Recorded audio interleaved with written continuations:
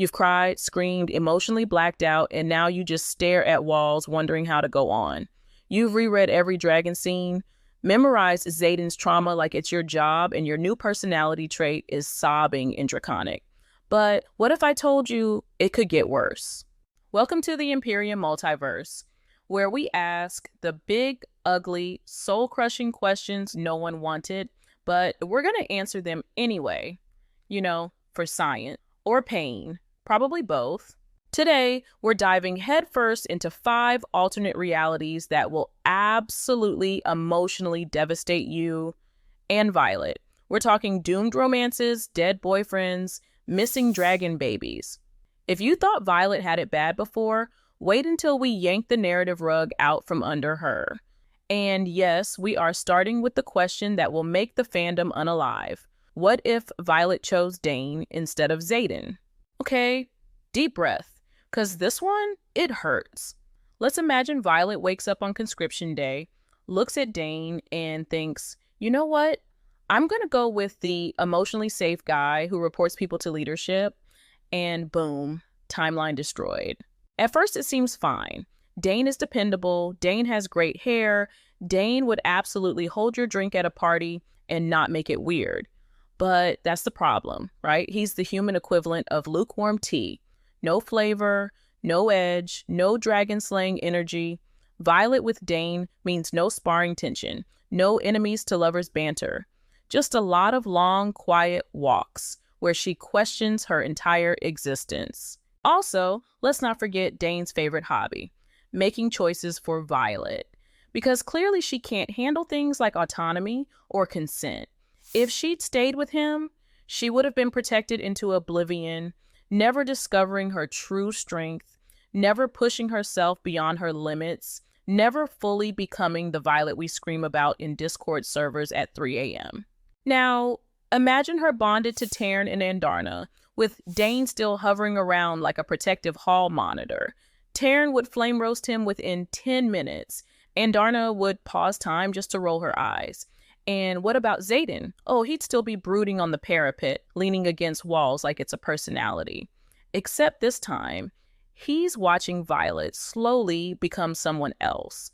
Someone quieter, smaller, safer. That's the real tragedy. Would Dain have betrayed her like he did with the memories? Probably not. Because in this version, Violet wouldn't be bold enough to risk rebellion in the first place. She'd follow orders, keep her head down, graduate quietly, maybe even become a scribe like her mom wanted. Please hold your screams. And the plot? Oh, that collapses faster than a cadet on Gauntlet Day. No revolution, no secret rebellion, no storm-hardened love forged in grief and war, just Violet, surviving instead of living. So yes, in this version, Violet lives a long, safe, quietly miserable life. But hey, at least Dain gets to fill out all the forms. And honestly, that's where the series ends. Book 1, because who's reading 5 books about that? But if you thought that was depressing, wait until we give Violet a second signet, and it's talking to dead people. Okay, so let's say the magic lottery spins a little differently. Violet still gets lightning, obviously we're not monsters, but her second signet, either dreamwalking or death speaking. Let's start with dreamwalking. Congrats, Violet. You now have front row seats to the unfiltered chaos of everyone's subconscious. Imagine her strolling into Xaden's dream like, hi, just here to emotionally unravel you while you're shirtless and reliving your father's execution. Hope that's cool. Violet, the introverted book nerd, now has the ability to pop into people's dreams like it's casual, spying without leaving bed, accidentally wandering into Dain's subconscious and watching him alphabetize training reports. Thrilling. But also, imagine the trauma. Poor girl. Violet already has memory issues and trust issues. Let's just throw in sleeping is no longer safe too. If she stumbled into Xaden's nightmares, she'd be watching reruns of every person he's lost, and probably herself dying in 1,000 different ways. Romantic? Now, death speaking, that's a whole different level of dark academia unhinged. She'd be able to talk to the dead, which is either the coolest or most horrifying power in the Empyrean universe. Imagine Violet trying to eat breakfast and suddenly hearing the echo of a fallen cadet whispering, "Tell my dragon, I miss him." Violet drops her spoon. Everyone stares. Also, Brennan. Can you imagine if she talked to dead Brennan in book 1? She'd be sobbing in the archives. Full dramatic breakdown. Then, finding out he's alive later, immediate identity crisis. So I spoke to a ghost that's not a ghost? Or worse, a ghost that was just pranking her? Because of course Brennan would do that. But what if both of these powers would isolate her even more than she already feels? Writers respect strength, but weird powers, that's dragon murder worthy in their eyes. She'd be branded a threat, or worse, targeted for study by the leadership. Again. Xaden would try to protect her, obviously, but let's be real. Even he would be spooked the first time she says, "I saw your mother in my dream last night. She's disappointed in you." Either of these signets would crank Violet's trauma dial from 9 to 14, but they'd also give her terrifying insight and serious plot armor. She could uncover conspiracies, predict deaths, and absolutely emotionally wreck anyone in her path. Basically, she'd be less of a lightning-slinging badass and more of a magical emotional wrecking ball. And speaking of wrecking balls, what happens if we take Xaden out of the story entirely? Okay, you asked for pain? Here's your 5-course heartbreak special. Let's say Xaden doesn't make it out of Fourth Wing. Maybe he takes a venom blade to the chest. Maybe he sacrifices himself in that final battle. Maybe Taryn screams, Violet screams, we scream, and then it's over. And just like that, boom, our broody, emotionally constipated war hero is gone. First of all, Violet would shatter, not in a lightly weeping into a scribe notebook kind of way. We're talking full-blown descent into rage and grief. Her glow-up art, canceled. Her trust in humanity, gone. Her wardrobe, all black, forever. She turned into a vengeance-seeking, emotionally hollow lightning nuke. Taryn would be like, "Hey, maybe we breathe for a second." And she'd say, "Nope, veen in first. Emotions, never." Let's not forget, Xaden's death wouldn't just break Violet. It would unravel the entire rebellion. He's not just hot and emotionally complicated. He's the glue, the strategist, the rebel with 1,000 plans and exactly 0 chill. Without him, leadership fractures. The movement falters. Nobody's leaning against stone walls dramatically anymore. Who's going to command the room with arms crossed and eyebrows raised? Dain, please. And Violet, she'd be a different person. She'd stop asking questions. She'd stop playing diplomat. She'd start walking straight into fire, eyes cold, hair windblown, face carved out of vengeance. If there was even a whisper of a venom in a 5-mile radius, Violet would zap it before it could blink. And don't even get me started on Brennan. He finally reunites with his sister only to find her grief-hardened and borderline feral. He'd be like, "Hey, maybe we process this?" And she'd be like, "Xaden's dead. I don't do that anymore." The romance arc, gone. The tension, gone. The emotionally loaded banter and knife-to-throat flirting, dead. We are in our Xaden is gone era now. There's no smirk to save us. And listen, we wouldn't survive either. No more wall leaning. No more morally gray smirking. No more Violet said like a warning and a prayer. The books would still be good, sure, but would we feel anything? Would we even finish them? I'm not saying we'd rage quit the series. Actually, no. That's exactly what I'm saying.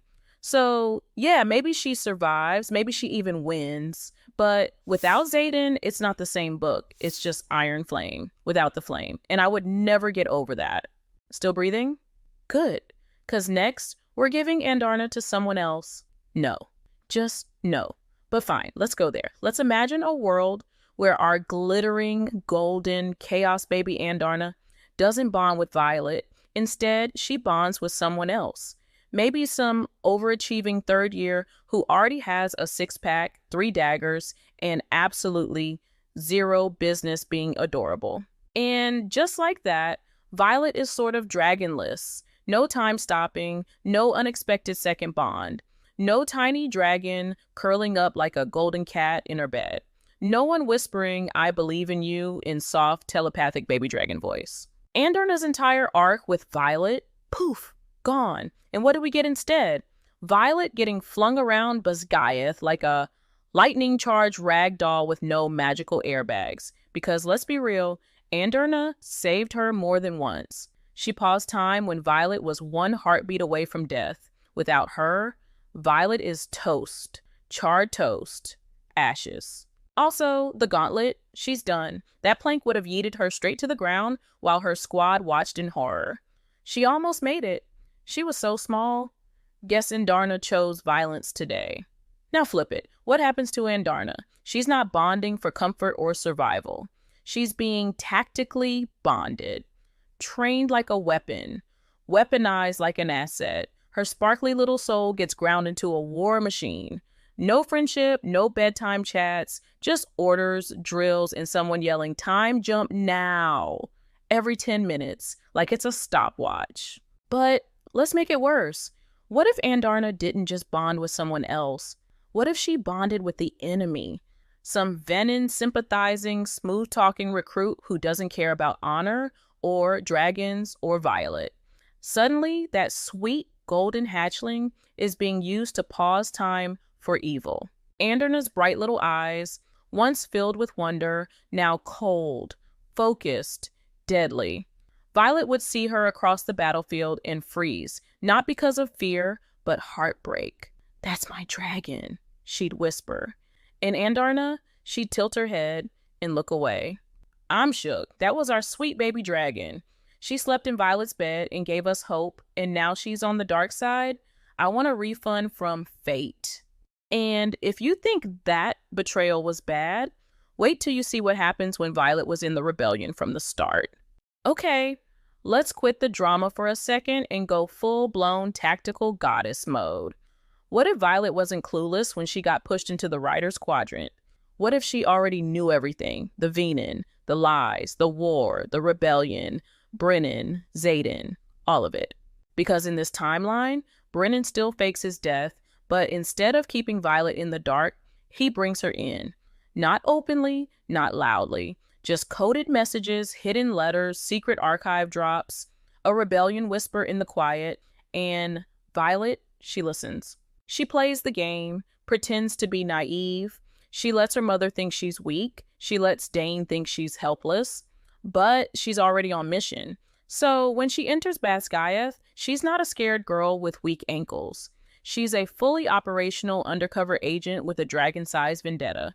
She's feeding Brennan intel, copying war maps, sending secret scrolls from her room while Dain's outside pacing like a lovesick guard dog. She's watching Xaden with interest, not fear. Xaden thinks he's the one keeping secrets. Violet is 10 layers deep into the rebellion before he even suspects her middle name. Taran bonds with her because he knows what she's carrying. Andarna chooses her because even when Violet's lying to the world, she's still fighting for the right side.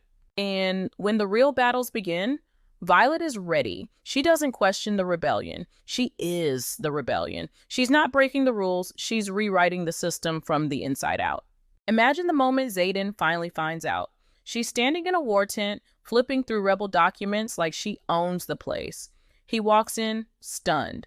"You've been working with us this whole time?"